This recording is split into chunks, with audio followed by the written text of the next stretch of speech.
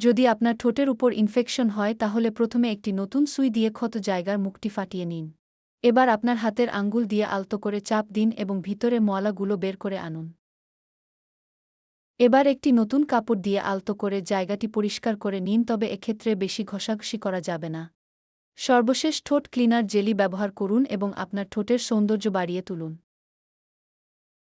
এবার আপনি এটি দ্বারা আপনার নাকের বাহিরের ময়লাগুলো বের করে আনুন।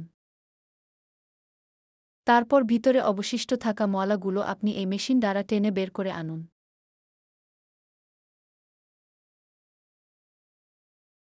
এবার আপনি অপর প্রান্তের ময়লাগুলো বের করার জন্য এই মেশিনটি দিয়ে হাওয়া প্রেসার দিন, যার ফলে আপনার উপর প্রান্তরে ময়লাগুলো বেরিয়ে আসবে।